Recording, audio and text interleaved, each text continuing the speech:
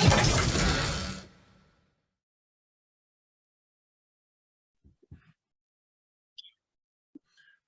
morning, folks. It's Dr. Terry, and with the Metaphysical Mysteries Podcast, the most interesting part of your day. And today we have an amazing guest, voted in 2017, #1 male psychic in the United States, second place in mediumship, and teaches all over the U.S. and has a litany of things that he does, over 30 years experience. John Cappello. John, thanks for being with us. Well, thank you for the invitation to be a part of your podcast. Well, from what we've talked about, I mean, you've done several books. You have your own radio program. That's exciting. You have a MBA, right? Going from business into metaphysics. Wow, that's a bit of a jump. And I'm sure we'll get into how that all occurred through time. And for those of you who wonder where my partner is, Tom, well, I think he'll be popping in any old time here, but we're going to move forward here. And so tell us a little bit about your background, how you got into this in the first place. Well, I've always been interested in astrology and, the sixth sense. I grew up in the age of the amazing Kreskin and people like that. And so I just had a kind of a hobby idea of being a psychic.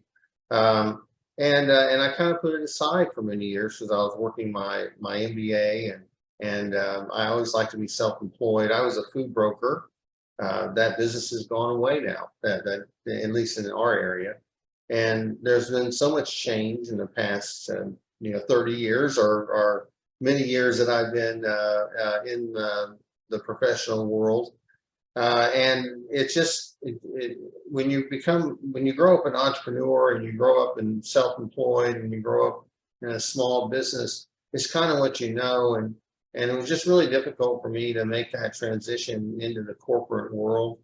And after my father died in 1992, I met some people that were psychics, and they came over to one of my father's buildings where they said that they were seeing him. They thought he was making appearances, and they kind of validated that. There was this white light in the corner of one of the buildings, and so I took it for granted. Excuse me. But they offered me to take some classes, and so I took some classes, and I was one of the top ones in the classes, and so over the period of years, it just started to grow. I had gotten involved with a business association in the area of town I was at in Dallas. And I helped transform it to a chamber of commerce, and I felt like I'd done a really good job in that area, and I ran for mayor of Dallas. Okay. But I didn't do well with that in that particular race. But it was time for me to just make some decisions, and I was good at being a psychic. I was good at metaphysics. And so I said, I'm going to see if I can do well here. And I've been able to make a living, being a full-time psychic medium. But I've expanded my markets. I've expanded going into different states around Texas. And it's been a very rewarding career. I've met some really fantastic people, some really wonderful folks. And it just seems to be something natural for me. And I'm a writer. And I decided to develop those skills. And so I have 8 books out right now. I have a lot of children's books about angels. And so I've got more on the way. And I've got my first Western out. I wrote for a novel. So what are some of your psychic medium books that people might be interested in? Well, the first one I wrote was Open the Mind, Exercise the Soul, because I believe psychic energy is derived from the soul. And my next book was a companion to that. It's a workbook. And so the name is similar. It's Soul Exercises for the Open Mind. Kind of reverse that. And what I've done is I've created my own definitions, and I have my own techniques. and I teach that to people. So periodically I'll open it up for certification, and I have a group going through it now, and I'll open up for mediumship later. And my next book was Open the Mind, Heal the Heart, and that book is about grief, and I kind of merge astrology into it because I found that there's at least 12 categories of grief, and then there's infinites. It goes infinite after that, but it's another book that I'm really proud of, and it's won awards as well. And then my children's books have won awards too. So the children's books are about angels in our lives. It's called the Angel Pop series, and it's about how angels interact with us. So my latest one is Ellie's Pocket Angel Surprise. It's being republished by Covenant Books, and it's going to be out on the market real soon. Wow. Yeah. So, yeah, as a minister, I know that religions sometimes don't always mix with psychic mediumship. So the idea that you're writing a, angelic related book, how do you think that's going to fit? Or maybe you already know, how does it fit with typical Judeo-Christian America? Well, it depends on the faith. Many faiths embrace psychic ability. Others that may be in denial still practice it. They may not call it psychic. I've decided not to call myself an intuitive, because a lot of times people call themselves intuitives and they're really psychic. Right. And so I'm going to be honest and genuine about it. If someone wants to criticize my work, they can, but there's nothing that I do that's inappropriate or evil. My work is about empowerment, and I feel that religion should be about empowerment.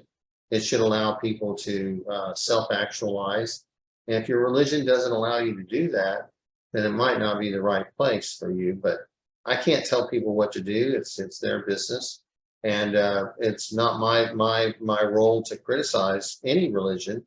If they wish to criticize me, that's up to them. But I can only be myself and be as genuine as I can be. Absolutely. Well, you talked a little bit about grief, and Tommy and I both work in the energy fields, energy medicine, if you will. He particularly does it like every day and every day. And I know working with releasing grief, of course, grief comes from a lot of different sources, but it's a belief system. I think a lot of it's socially conditioned. When you were a little kid, you were basically observed your parents, grandparents, aunts, uncles, grandmothers, whatever, react to a grief in a certain way, the outer grief. But can you tell us how you help release some of that for people who are out there and having issues with having lost someone? Well, like I say, I have my own philosophy on things, and I believe there is a cure for grief. Yeah. And the cure for grief is practicing virtue. If you look at the 5 stages of grief, the last one is acceptance, and that is a virtue. And so when you look at different parts of the different categories of grief, the first one is about the body, self-harm, and what if you and depression. Sometimes it takes courage to come out of grief. Sometimes it takes being defiant, saying, I'm not going to let this beat me. Those are all virtues. And virtues are a concept, but they are things that help people create an energy. For me, grief is an energy. And the universe gives us tools, gives us other energies to help us fight against grief. And if you study angels, there's a whole category of angels called the virtue angels. And those virtue angels are those that help us overcome grief, whether it be passion or love or peace or being magnanimous. All of those things contribute to helping someone overcome grief. Gotcha. And now it doesn't mean you can't be active. There's plenty of other ways to combat grief. And I say use them all, use what works. But for me, if you look at the different signs of the zodiac and you look at the different things, for instance, the loss of the child. The loss of the child would be fifth house. It's children, Leo. What are Leos known for? They're known for being magnanimous, trying to take the big picture. It doesn't mean you have forgotten your child. It doesn't mean that you have forgotten that part of your life. It means that you have to take the big picture and you have to say, look, I lost my child, but I have to move on. And I have that's a part of my life. And for instance, if forgiveness is such a big part of overcoming grief. Sometimes we have to forgive ourselves. Another aspect of grief or recovery, one virtue is remorse. Because if you have remorse over something that you did that you knew you shouldn't have done, then that helps you heal, to make amends, to understand the gravity of your actions. Those are the things that I think people would benefit from if they look at their situation.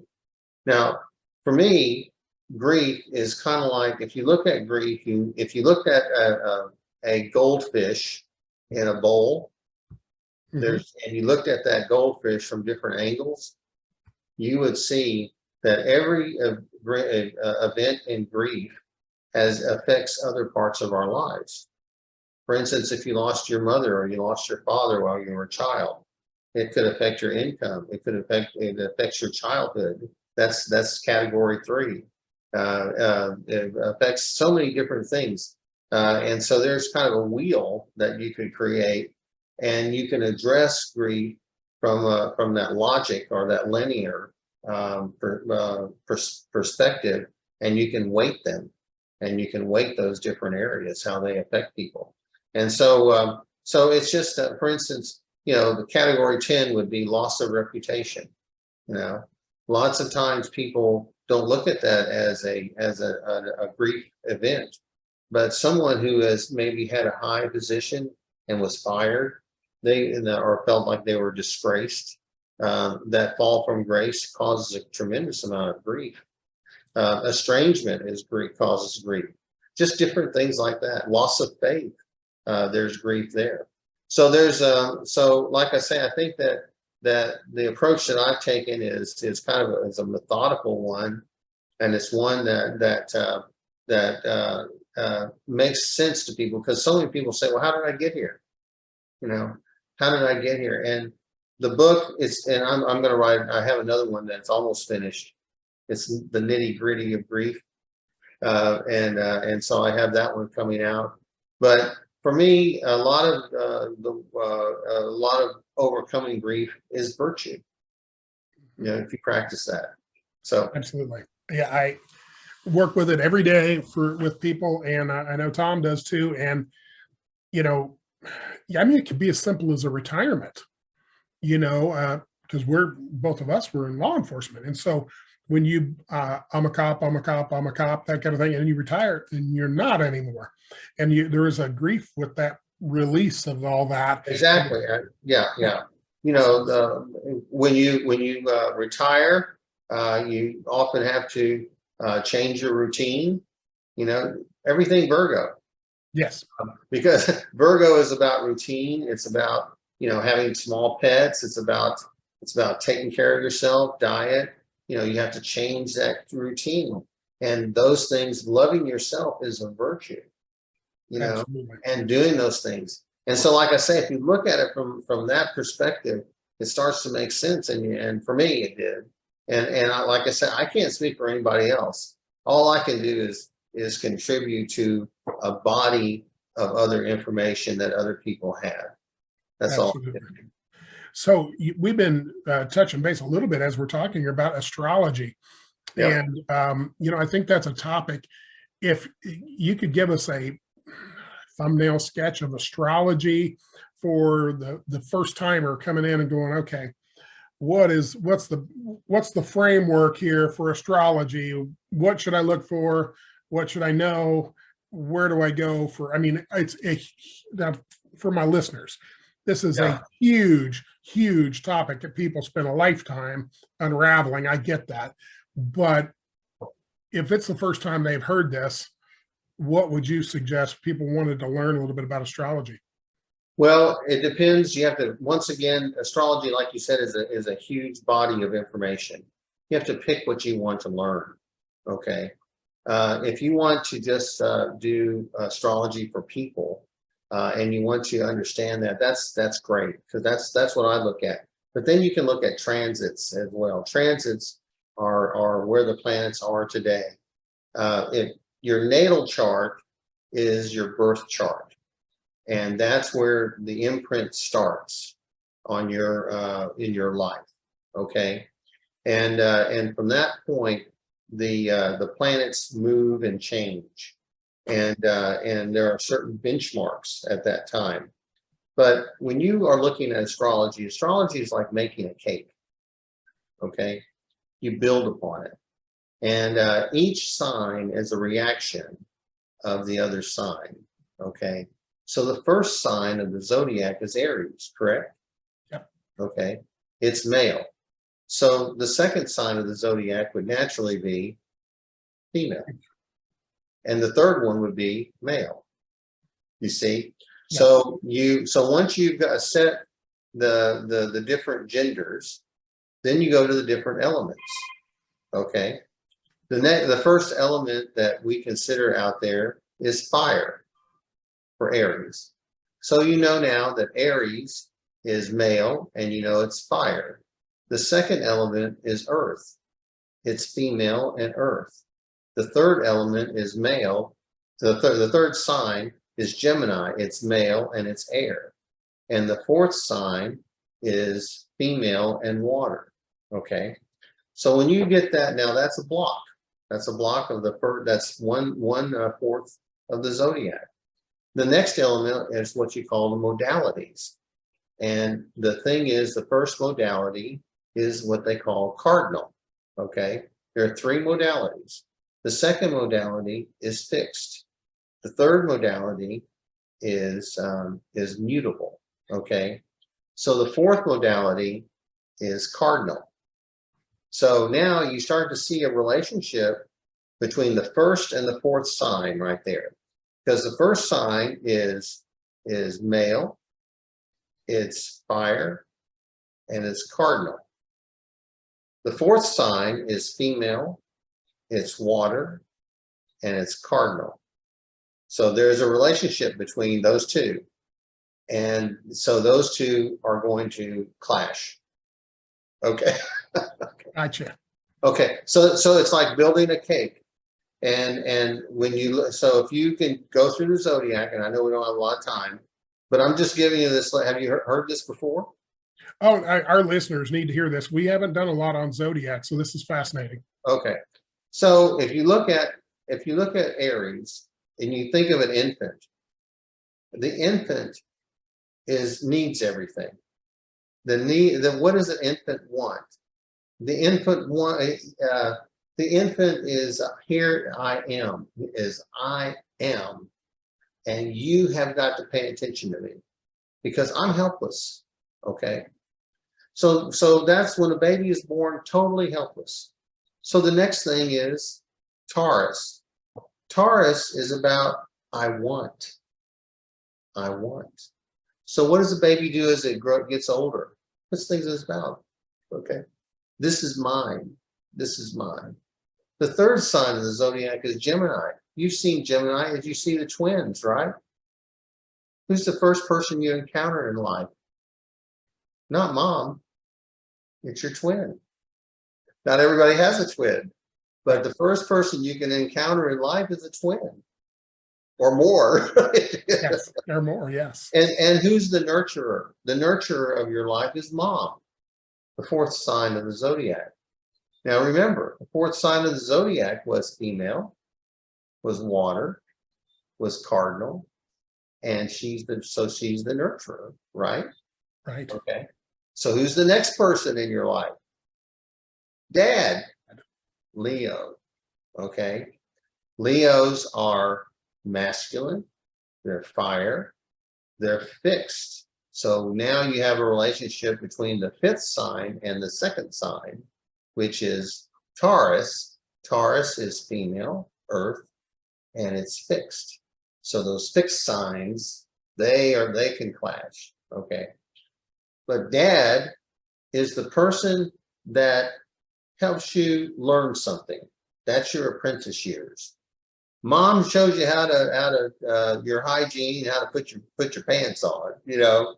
Right. Dad teaches you what to do, because Leo is about creativity. Leo is about risk. Leo is about children too. It's about boyfriend girlfriend relationships and stuff like that. Right. So after you've gone through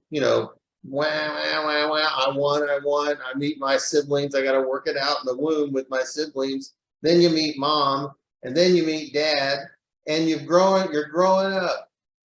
So the next sign is Virgo. So Virgo, you got to go to work. Tough life. You got a daily diet. You got your routine. You might even get a pet. You get your own place. Okay. And so what we've done is we've taken care of the whole bottom part of your natal chart, which is the private part of your chart. That's all individual stuff. Okay. Right. And so when you go above the horizon, you go into the seventh house. The seventh house is Libra. Okay.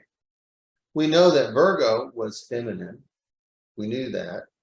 We knew that it was earth.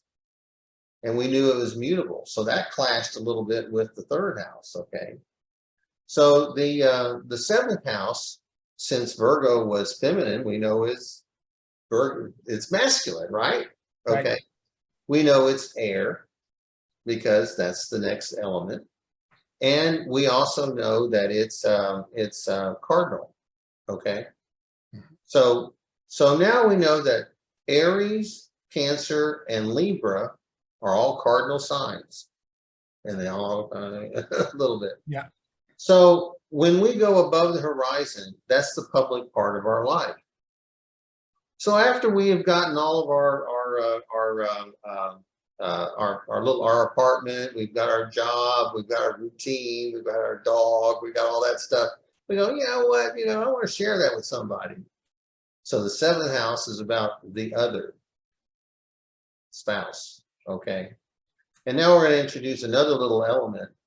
The seventh house opposes the first house. The first house is about me. The seventh house is about us. Okay. The seventh house is also about legal partnerships. Okay. It's also about, could be open enemies. Sometimes our spouses are open enemies. There you go. There you go. Then you go to the eighth house. You don't mind me doing this, do you? No, go ahead. Okay. Fascinating. So you already know, the seventh house was male. You knew it was air. You knew that it was cardinal. So the eighth house has got to be female, and it's got to be fixed, and it's got to also be water. Okay. So we know the water signs all get along, and we know that Cancer and Scorpio, they get along. So we know that. Okay. So when you get married and you're now not one, but you're we, what do couples do? They buy a house. Yep. So the eighth house is about joint possessions, you see. So the eighth house is very, very deep, a very, very psychic house. A lot goes on in a marriage. A lot goes on in situations. So there could be violence in the eighth house. That's just the sign. That's what it is. It's ruled by Pluto, the eighth house. You also have that's where pornography is. That's where drugs are. That's where lots of things happen. But it's death, taxes. It's lots of things. But the positives about the eighth house are humility, are depth of character. So there's passion there. So each sign has its positives and negatives. Scorpio gets a bum rap a little bit, but because they're such intense people. It's the second most powerful sign of the zodiac, by the way. So what happens is after you get your house and after you start getting all these different things, and all this joint possessions, and you make the statement that this is our house, this is where we're going to make our stand, then people say, well, what do we believe in? That's Sagittarius. Sagittarius is the sign of the priest, the bachelor. It's the sign of belief systems. It's the sign of the zealot. Okay. And it's also the sign of foreign travel and foreigners. And it's considered the best house because it's ruled by Jupiter. It's easy. If you get transits in the 8th and 9th house, that should be a pretty easy transit. Before I move too far into the 9th house, we'll look at the 8th house.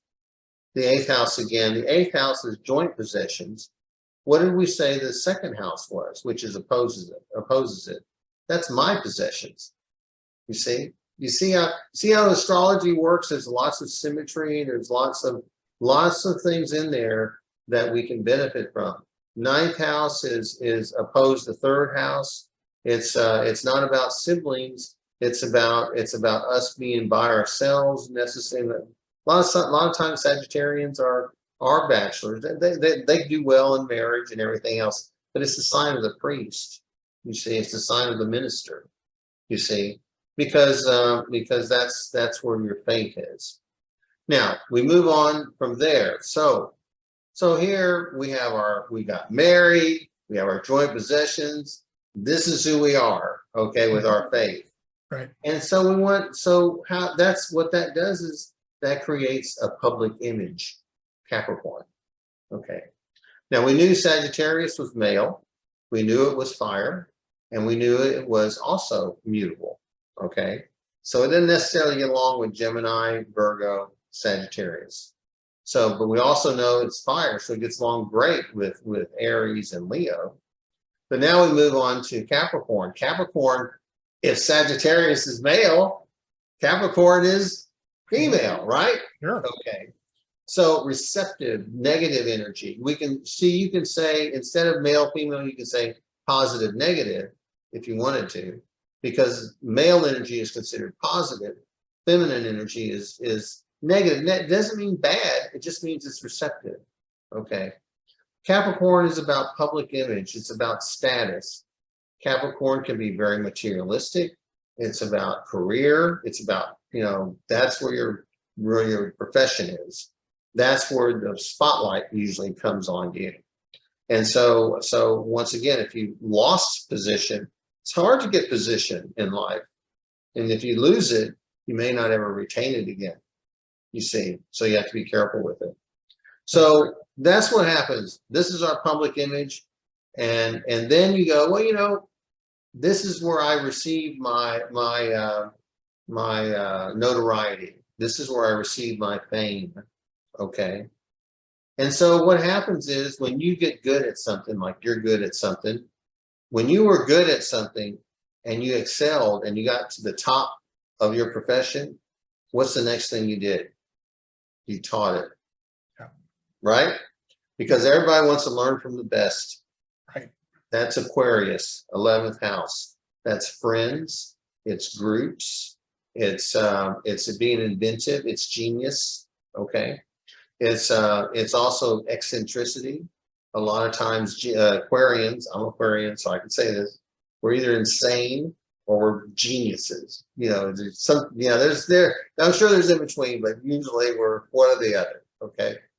So it can also bring heartache because that's where you can have estrangement too. So the next house, we know now that Capricorn was feminine, so Aquarius is masculine. Right. And so we move to the last sign of the zodiac, which is Pisces. Pisces is feminine. It's also water, and it's mutable. Okay. So I haven't given you everything, but for me, if Aquarius is genius, Pisces is imagination. Okay. Because to me, imagination is higher than genius. Okay. Mhm. Because if you imagine it, then the genius figures out how to bake it. Exactly. You Exactly. see? Totally Okay. get that. So then you have, so with Pisces gets a bad rap too, because it is the 12th house. It's that karmic house. It's the house of mental health. It's a house of incarceration. It's a house of addictions. It's ruled by Neptune. It's the house of illusion. But there are so many positives to Pisces as well. They're just usually kind people and usually a little more demure, but very, very powerful sign. But these are people that are into escape, and they escape through their imagination. Sometimes it's not positive escape because it can be through an addiction. But so Pisces has to be aware of that. But generally, Pisces is just a wonderful sign. So that's the zodiac. You can see how everything, I hope, was a reaction to the previous one, and that gives you kind of an overview of astrology. Well, John, I appreciate that. That's, I have so many questions related to zodiac. I'm going to try to really narrow it down because it's such a broad topic. I'm going to go to some Edgar Casey stuff because I'm a Casey fan. Okay. And, he said, of course, and a lot of people believe this as well, when we're getting ready to come in, we choose our astrological sign, got your rising, your moon, your sun, what you came in as, and all that kind of stuff, in order for those energies to assist you in your incarnation. Okay. What is your take on that? Is that something that you believe is accurate? We're making those decisions as we come in? Well, I can never make a hard, fast decision about something. Your natal chart gives you the tools you need to face the obstacles or the lessons you need to learn in life. Okay. Astrology, there's 360 degrees in astrology. So some people can say that you go every degree of astrology in order to reach perfection. Okay. So it's certainly possible for what Edgar Casey said to be correct. That would all be in the Akashic records too. Right. So like I'm 0 degrees Aquarius in Western, but in Eastern I'm 7 degrees Capricorn because the Eastern is 23 degrees, but now it's 24 degrees different than Western. Eastern astrology uses the astronomical placements of the planets. Western uses the precession of the equinoxes. Gotcha. Okay, it's different. It's more of how you view the planets from the perception of the equator. So if you were going to go to a Western astrologist versus an Eastern astrologist, would they clearly come up with different information for you, or would they be able to come to the same conclusion after they ran your, Well, that's an ongoing debate. There's qualities of both. Eastern astrology only goes to the planet Saturn. Okay. And the reason why is because the ancients could only see to Saturn. Right. Okay. So Western goes to Uranus, it goes to Neptune, it goes to Pluto, it goes to the asteroids, and there's Uranian astrology. There's a lot more that goes into Western astrology. Eastern astrology usually get the same, pretty much the same information because the signs are related. They're just a reaction to the other ones. There's a lot of each sign and each other. But it just takes it to another level. It just does reactions. The Western astrologers consider the sun, the moon, and the rising as 30% of your chart, whereas the Westerners, they go by the moon. In Western, I would say I'm a Aquarian, and in Vedic, I might be considered a Virgo. because I was born with the hasta moon, the moon of the hand. Okay, a healer. So that's and they call the rising sign the logna. And I'm not an expert on Eastern, but I know enough of it to get in trouble. I got you. I got you. So Well, the thing about Eastern is that they can tell you how well your left foot's doing. You know, they can be really exacting with certain things. Amazing. Yeah. Amazing. And some people talk about being a cusper or cusp, meaning they're right on the edge of transitioning from one sign to another.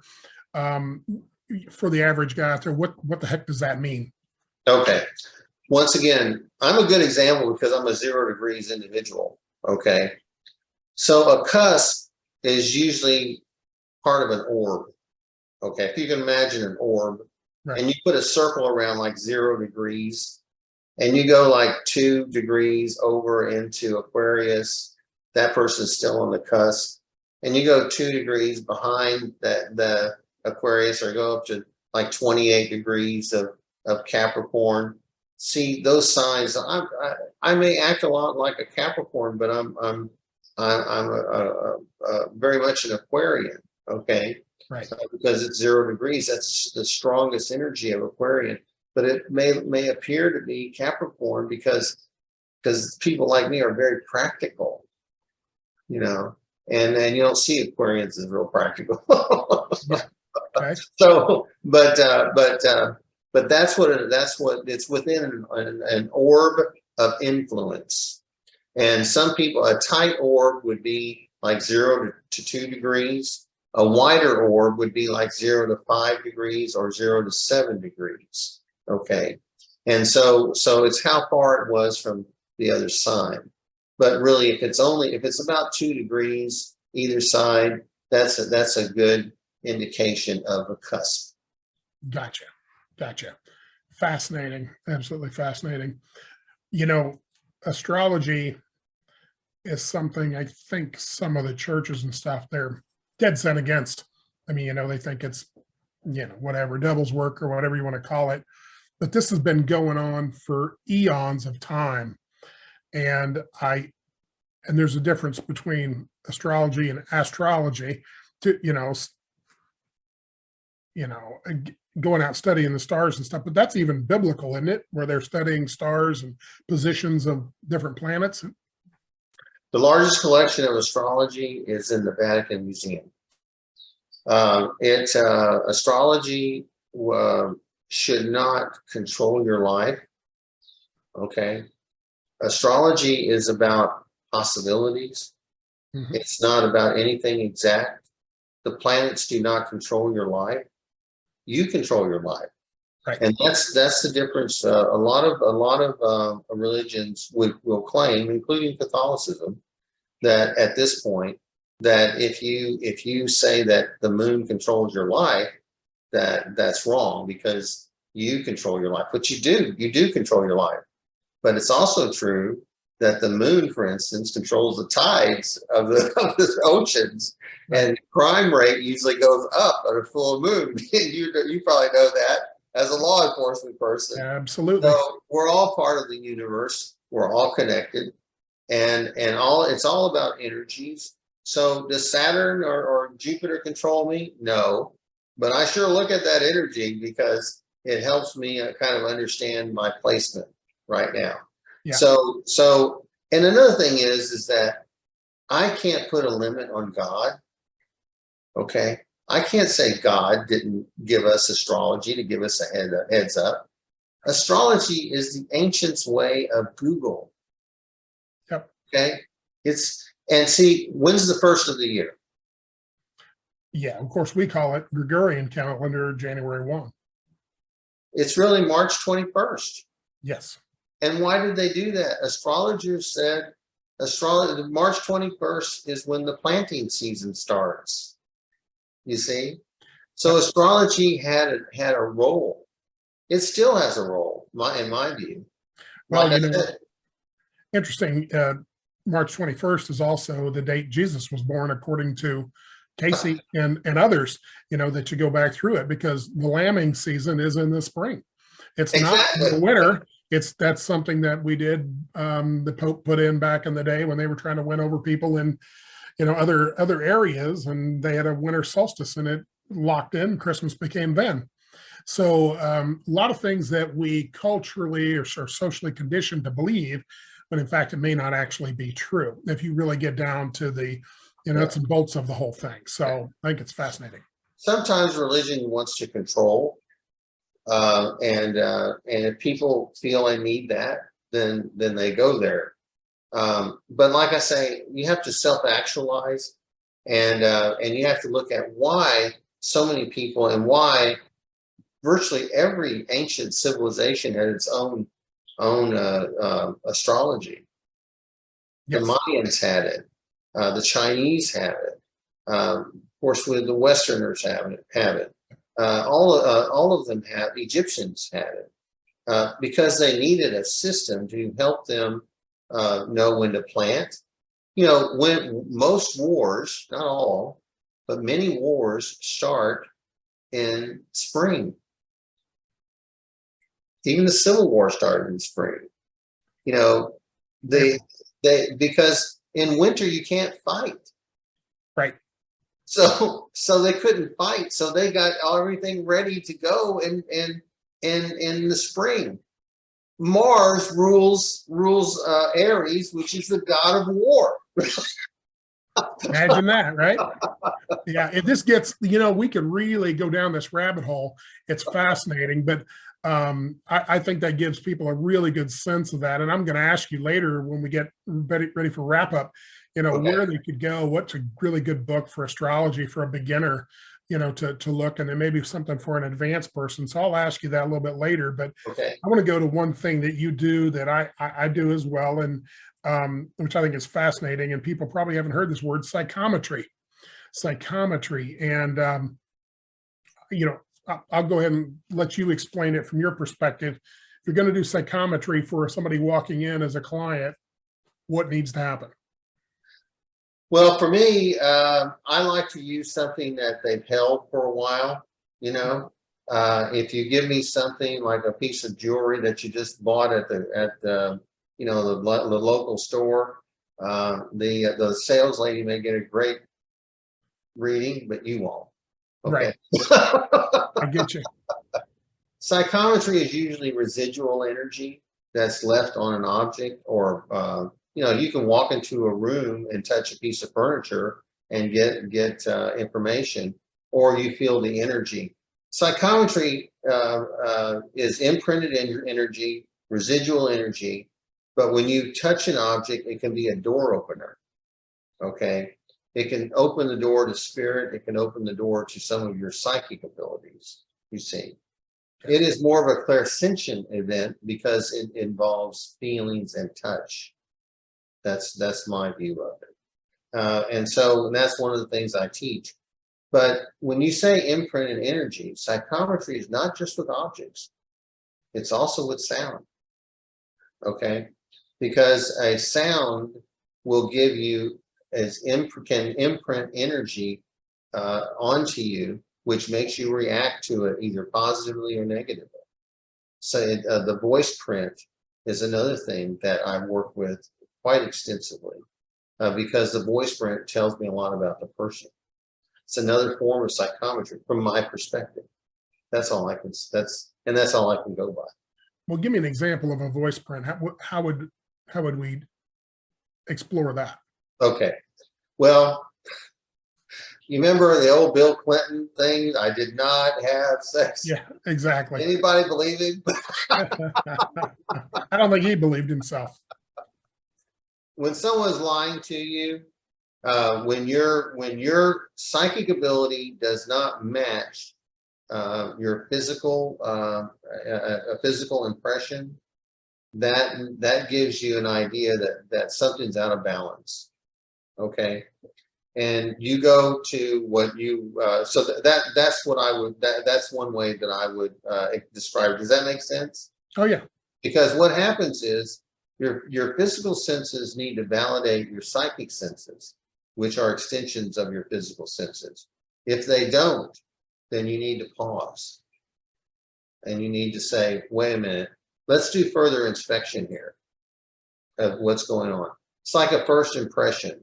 If you go to the, and I don't want to pick on car salesmen, but if you go to the used car sales lot and the guy says this was driven by a little old lady, Yeah, from church to home, uh-huh, and really they rolled back the odometer. yeah, You've got to be careful. So if what they say doesn't resonate both ways, you need to take that car to the shop and have your own mechanic look at it. Okay. right. So and it could be true. I want it to be true, but I'm just saying that if it doesn't resonate with you, then you need further inspection. Yeah. Well, I know on TV, Tyler Henry, the Hollywood medium, Yes. he uses psychometry. So if people have never seen it, he typically asks them to have an object that they've had in the family for a long time or themselves, and then he puts it in his hand and it helps him focus his mind and tune in. That's the way I see it anyway. It kind of opens a window for me anyway. Not only do I get a feel of it, but I also get a visual impression of what's actually occurred related to that that's important to the individual who gave it to me. Exactly. What you do is you have the clairsentient moment, which was a door opener for your clairvoyance. Right. Okay. And it's and that's those are your strengths. But some people they touch it and they hear something. That's clairaudience. And Absolutely. sometimes it drops into their mind, which is claircognizance. So what you have to do is what I call the psychic test. Okay. How does this object make me feel? What do I see about it? What do I hear about it? What do I know about it? Is there a smell associated with it, a psychic smell? Or is there a taste? So many times people come to me and they say, listen, I get these psychic impressions and I'm bombarded with it. And I say, well, take a snapshot of that moment and do the psychic test. Yep. And go through it.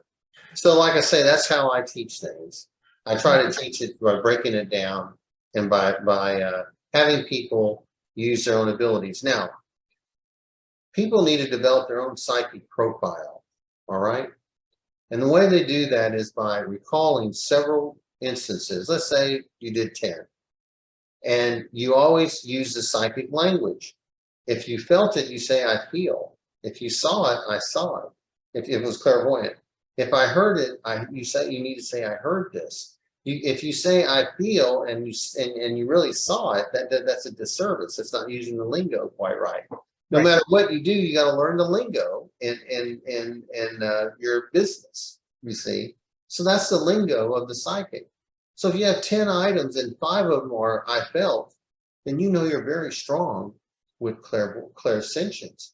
And if you didn't have any of them that were clairaudient, that's an area where you can improve. Absolutely. Yeah, that's exactly how it works. And I feel like people don't know what to expect when you talk about words that they've never been around. Psychometry, like, oh my God, what's that? Some kind of evil voodoo crap that's going to, cause me curses and all this kind of stuff, which are all BS in my book anyway. It is. So the other question is, in your experience, I'm going to go down a rabbit hole a little bit. What is your thoughts on angels, demons, ghosts, that kind of stuff? Do they exist? Is that what you're asking? Or yeah, I mean, do they exist? What are they? How do they affect people, if any? That kind of stuff. Well, angels are, they're all around all the time. Yeah. My wife will catch me at times. Who are you talking to? Yeah. Yeah. Well, hon. Wait a minute. Okay. So angels exist. I don't have anything to do with demons. Demons usually come around people when they have very low energy, or something. There's been some type of tragedy or an event. sometime when there are demons around, you need to check yourself, and you need to work on yourself and raise your energy. Sometimes sick people are around demons, depressed people that can come, but who wants to be around them? I mean, I know people want to talk about that, but I don't want to be around them, Sure. So, and so I just don't stay there. But as far as ghosts are concerned, a ghost, people, there can be a spirit that resides in a particular place. They're there. Usually it's someone that lived there, or there was a portal that opened up in that spot and they wanted to sit there. That gets into the area of what's heaven and hell. Heaven, usually people stay around their loved ones. And if they had a good life, they're at peace. And if they didn't have a good life, they usually are, you can tell they're not at peace in the spirit world. So a ghost is not a negative term for me, but some ghosts do, some people stay in certain places. And it's my opinion that when you pass away, you still have freedom of choice, and you can still practice virtue in some ways, so if you want to stay in a particular place, you can. If you are in grief, you may carry that grief over.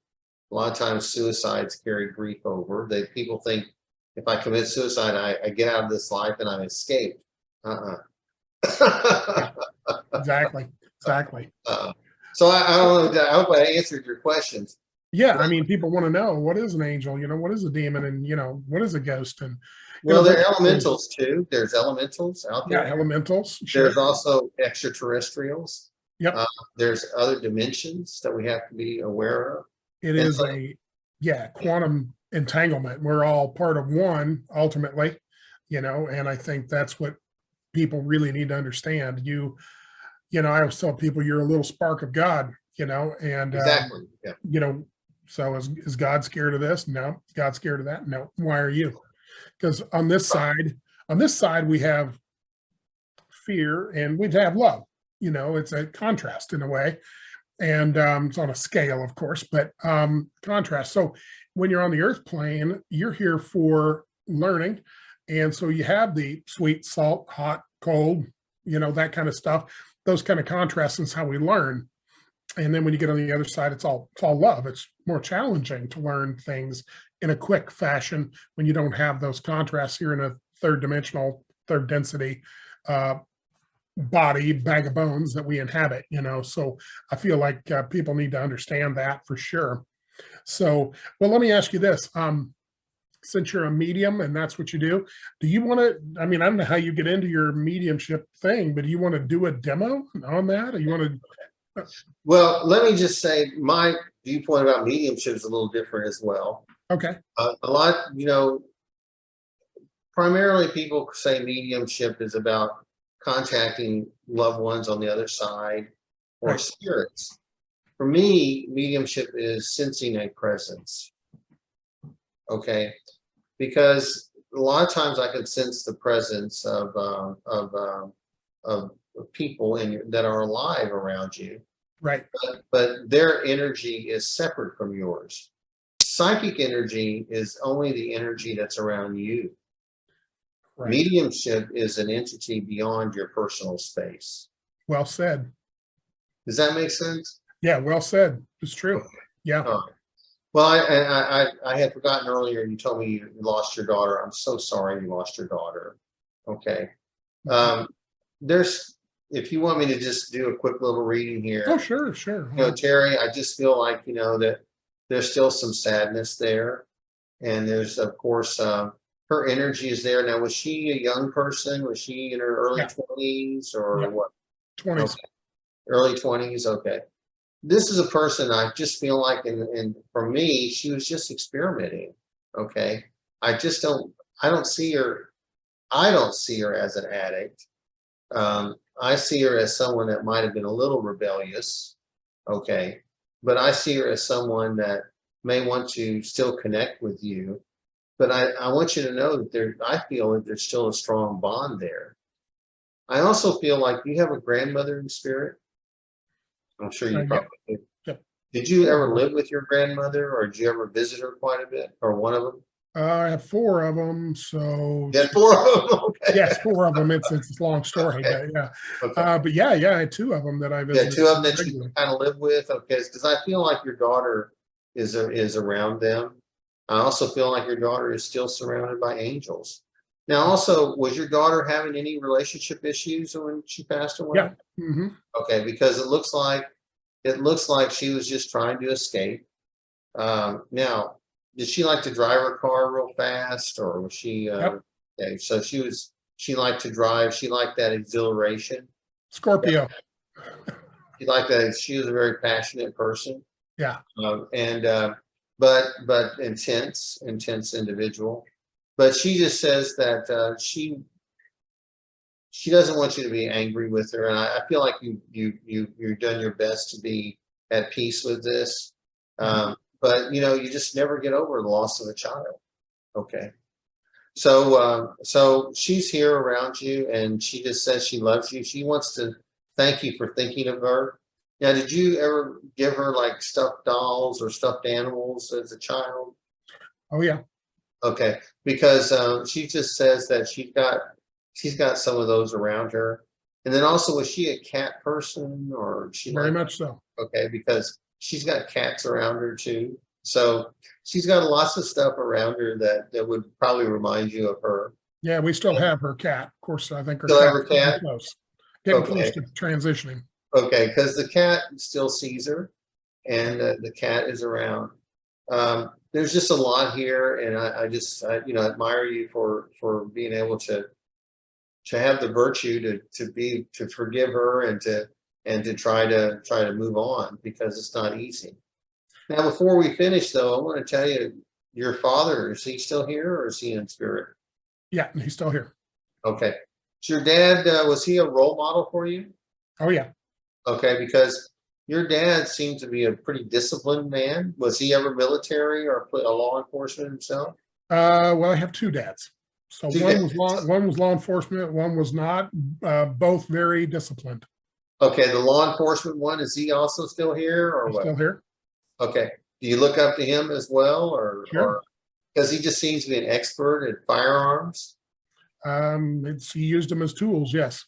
Okay, because he just seemed, that's the person that I'm seeing here. Now, your natural dad, you may still be close to him in some ways, but I don't know. Are you closer to the law enforcement dad, or what? No, he didn't come into my life till much later.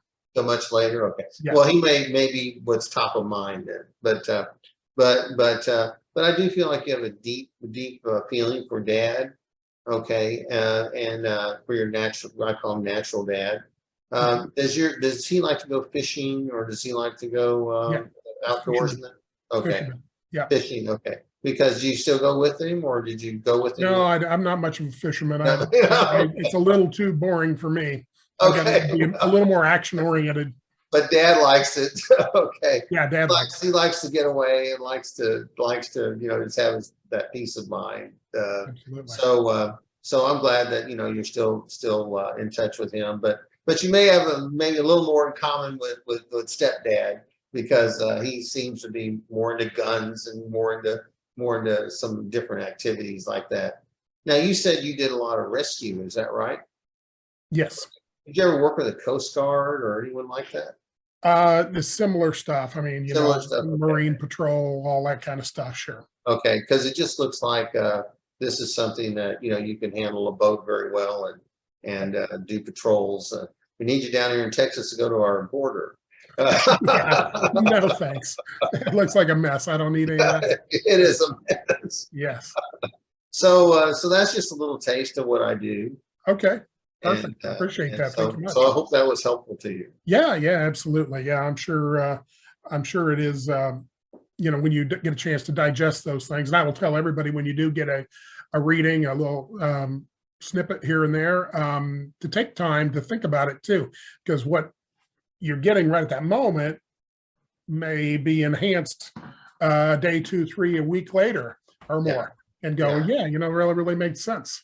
And so, yeah, I appreciate that. And John, as we close up, again, thank you for that. But as we close up, is there anything you want to leave the folks with? Any thoughts? Well, they're welcome to go to my website, just johncappello.com. They're welcome to join me on Tuesdays at 5 p.m. Eastern. I'm on the Psychic Radio Network. The name of my program is The Psychic Side. And they can follow me on Facebook because I do all kinds of traveling, and I do several different kinds of workshops. And I'll be delighted to do a reading for them if they would like to sign up for a reading. But thank you so much for the invitation to be on your program. It was a lot of fun.